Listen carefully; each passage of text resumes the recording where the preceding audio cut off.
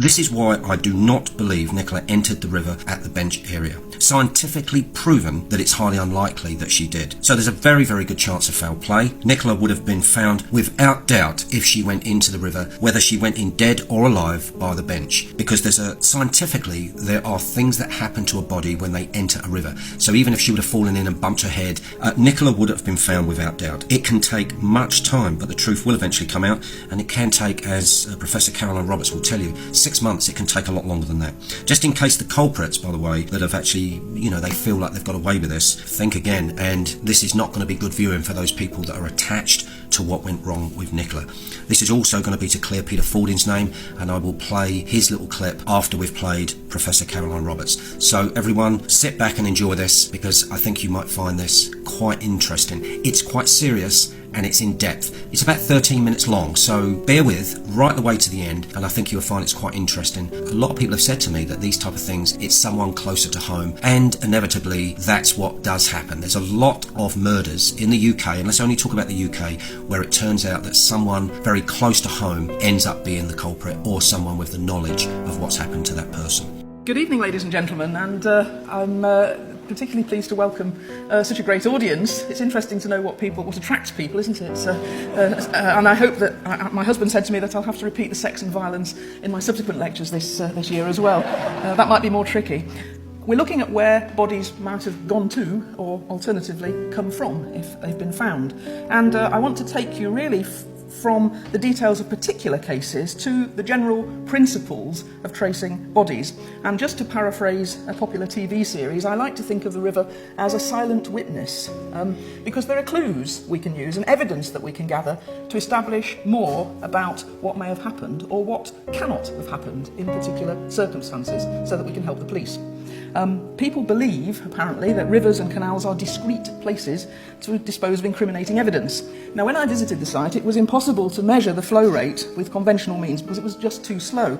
But what I managed to do was to use some biodegradable dye to measure the velocity.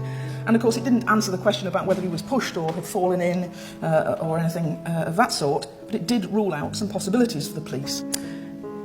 To get a fuller picture about bodies in rivers, we'd have to add in suicides as well, but I'll say a little bit more about that in a minute. But I had actually, and this sounds rather strange as well, I had some experience of teaching undergraduate students about the flow dynamics of rivers by floating a few of them, alive, I should say, down the river, in the River Severn, in wetsuits whilst on a field trip. And so I used to tell them, hold hands, and when I say go, let go, and the rest of us will watch what happens. And we used to watch them float off down the river and see what was happening to them. So I told him that I'd never tried tracing dead bodies, but I'd be willing to have a shot, and that I liked a challenge, and it grew from there. And I've now advised on about more than 20 fairly significant cases since then.